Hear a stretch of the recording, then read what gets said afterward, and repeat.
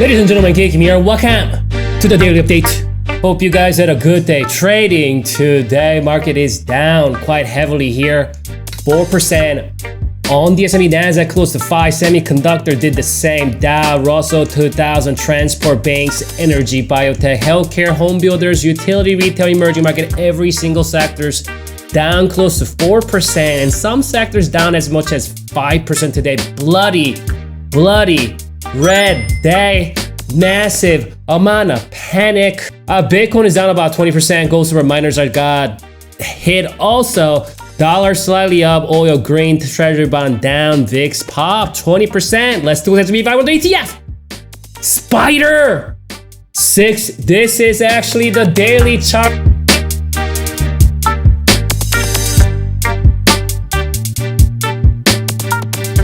Here, so what we're gonna do in today's analysis, instead of looking at 65-minute chart, I thought we will be looking at the daily chart right here. Talk to you guys about the long-term picture of things to make sure we are aware of the primary term trend of things, right? So that's 2009 lows right here after the financial crisis. And as you can see, that's that 2010 correction. There's a 2012 correction right there. That was 2011 correction. That was about 25%, I believe. And this is a 15% correction back in 2015 and 16. And 2019, we also saw about 23% correction. And then we're currently seeing about 23% correction on the S&P. So we're basically similar to some of these corrections here, I want to point out. So as far as overall primary term trend is concerned, trend is assumed to be in effect until it gives us a clear signal that it has been reversed. And can we say that this market has been fully reversed as of today? And that's very difficult to say, just because obviously, first of all, let's do this. What's the definition of an uptrend, right? Higher lows and higher. Keep in mind, we're not looking at the 65-minute chart. We're talking about the big. I'm not talking about the short term. I'm not talking about the midterm. I'm talking about the primary term, the long term, going all the way back to 2009. We're looking at about 13-year worth of data. So as of today, can we say that we're still in a primary term uptrend? Because you know what happened even with the COVID decline, a lot of people thought that was it. This market will never recover. This market will never, ever go back to new all-time highs. I've even heard some people saying that it's going to take 10 years get back to new all-time high level, minimum 3 to 4, 5 years get back to new all-time high level. Well, it did that. It went back up to new all-time highs about 4 or 5 months during COVID. I'm not saying today's sentiment is same as COVID. What I'm saying is we gotta have open-minded understanding the primary term. That's why I want to show you guys a long-term picture of things. And if you kind of observe the chart here, you see these little lines right here. So that's a Fibonacci analysis here. So I kind of went ahead, did a little bit of homework for you guys. So basically every correction, again, 2010, 2011, 15, 19, and currently here, right? So, and obviously COVID, I didn't do that. COVID, it was a different animal. I mean, you can even see just the way it, tanked. So we're not going to compare today's correction with the COVID, because you can see this correction definitely looks more similar to some of those kind of a normal market, primary term corrections along the way with its primary movement to the upside. Again, I keep saying primary. I'm talking about the long term, not the short term, not the micro term, not the midterm, not the intermediate. I'm talking the long term, right? So the way this market has been coming down is not like COVID. So we're not going to compare it with COVID, but I'm going to want to compare it with other declines we've seen in the last 13 years. So what I did was, you can see right here, and I measured that, and we got near to that, the first level of fib. Again, that's what, 2010? Yes, 2010 correction. I think that was about close to 20, 15, 20 or something like that, 15% correction, I believe.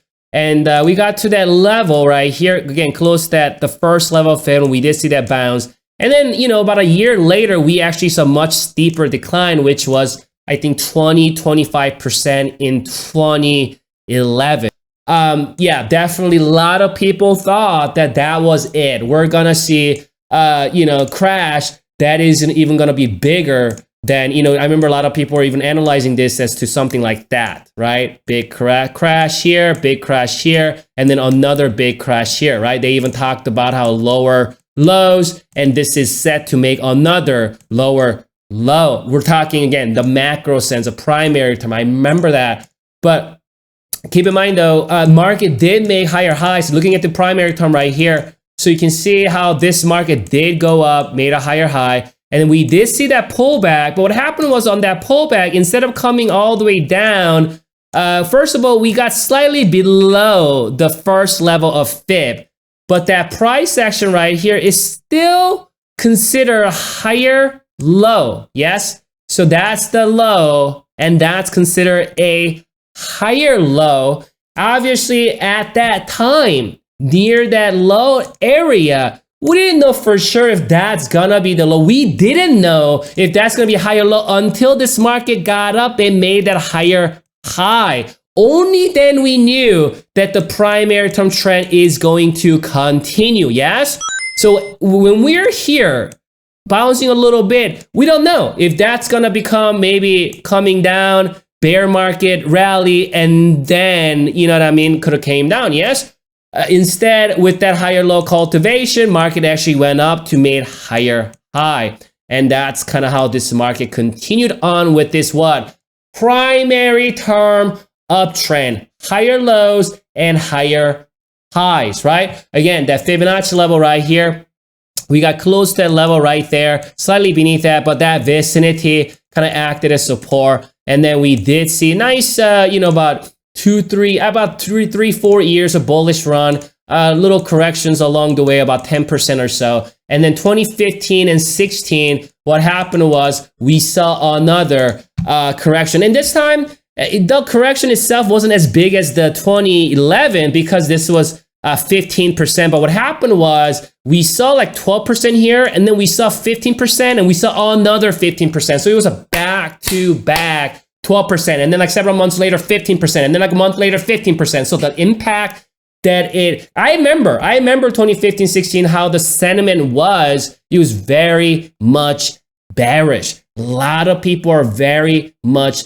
scared. I remember even when I put out the video, YouTube video, free video in 2016 near the lows at the 5 biggest reasons why stock market crashed. Not because everybody, entire YouTube, entire Twitter, entire social media, the stocks community, everybody was calling for a crash or huge recession 2015-16. However, again, we got to that first level of fib here. Again, nobody knows exactly how the market is. Just because there's a fib doesn't mean market must respect it. What I'm saying is we're gonna keep an open-minded understanding that we're still in a primary term uptrend, right? Primary term uptrend. And then so we can see right here on the first level of fib, we found support, little double bottom there, but this is a level that we held, right? It didn't cultivate lower low. That's what I call eco lows. But looking at things, that's more like eco lows in the intermediate term, more like a consolidation pattern right there. But looking at the primary term, obviously we got these higher lows and higher highs cultivation. That means primary term uptrend is still valid. Remember, trend is assumed to be in effect or valid until it gives us a clear signal that it has been reversed. And then what happened was we actually saw another very nice, about 2 years of rally. That's what is known as a Trump rally. This rally right here, the most hated rally in the history of stock market. I don't know if you guys remember, 2012 to 2016, the most hated bull market. You guys remember that?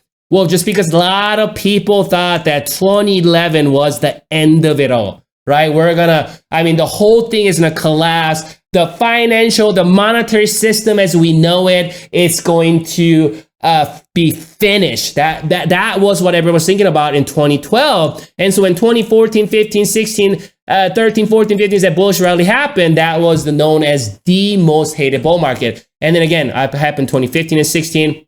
Trump was running for the office, and obviously everybody thought, okay, that's it. This is the end. And then Trump rally happened. And then after the Trump rally, what we saw was a pretty brutal, about 22%, I believe, 20 to 22% correction. And that thing just straight tankage. I mean, that thing just came down, and it came down every single day. I remember in December, until December 31st. I mean, I think we bottomed right on December 31st right there. So that decline caused a lot of panic, just like every other significant size of declines we've seen in the past. And then that thing, you can see we did come down to 50% retracement, measuring from here to here, right? And then we see that V-shaped reversal. And then we saw another rally for about another year. And COVID happened, right? That was a COVID decline. Again, that's a different animal, right? I mean, that right there shook everybody. I mean, this was really somebody like me would be like kind of questioning this market like that. Look at that lower low, right? I mean, that looked, you know what I mean? So at this point, when the COVID decline happened, though, I was calling for the bottom right here, that the market is going to reverse back up, potentially even get to a V-shaped reversal, just because a lot of people weren't, I mean, that COVID, that was the end of it. Everything, I mean, people are saying what, everything bubble was kind of the term there. Everything bubble, everyone's calling for the Great Depression 2.0. That was it, right? That was COVID. And then, you know, for something like COVID, how I would analyze for something like COVID is I'll put that all the way to the top there and then all the way to the bottom, just because the sheer force, just because how fast this market came down. So you can see if I do that, I basically measure it from here, from all the way to 2019 or 2009 lows from the 2020 peak. And it did come down to about first level, slightly beneath the first level. And then we found support there, right? So anyway, and so now what happened after that? So now, everybody was not anticipating any type of move like this. So then we saw about a year and a half of rally, and then now we're falling back. So what I did was, you can see that fib right here from the peak, from that COVID low, right? You can see it right there. So that's COVID low. That's a peak at 480. We're right on that level, that first level of fib there. So looking at the kind of an overall picture of things here and just kind of analyzing its fluctuations, corrections along the way within the primary term uptrend, you think is it prudent to kind of, say that this market is done? Is it a prudent thing to say that this is it? I mean, we are gonna truly get into real recession. We're talking 55%, even 60, 70, 80%, possibly even Great Depression 2.0. Is that prudent thing to say as of today that that's what's gonna happen in the market? I mean, if you're thinking that this market is done and getting ready for some crazy decline, well, how many times do you think a lot of people was kind of, dismayed or disappointed or regret that they could have bought anywhere in this vicinity and able to kind of ride it, right? I mean, think about like just, you don't have to pick the perfect low, but even 2015 lows, I mean, it was trading at 180. We did get up to 500, currently trading at what? Like 400, what is it? 375 as of today, as you can see. So market did make a move, right? Last 13 years since the 2009 crash low. So is this a level that are we going to say that, okay, I'm out, I'm going to completely cash out, I'm taking all my money out of the market, and then I'm going to start becoming very defensive? And how many people do you think kind of went on that route on every correction, especially the COVID, right? How many people and then missed out potentially, right? Potentially, what was in store for the market coming years, right? And I'm not saying, again, I can't see the future. I don't know exactly how this market is going to pan out from this point on. Nobody does. We do not. We cannot see the future. but I want to stick with the narrative, understanding the primary term uptrend. Same thing that I've said here, here, here. I think as of now, as of today, as far as a primary term uptrend is concerned, we do have this really nice cultivation of higher lows and higher highs. My market did make a big move too since 2009, and we're still in the primary term uptrend.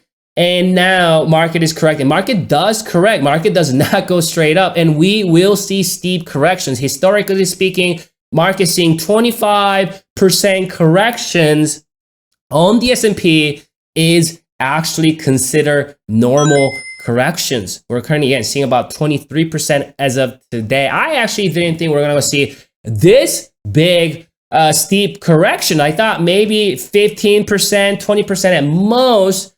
But obviously we're getting there to that level where it's making a lot of people very, very uncomfortable.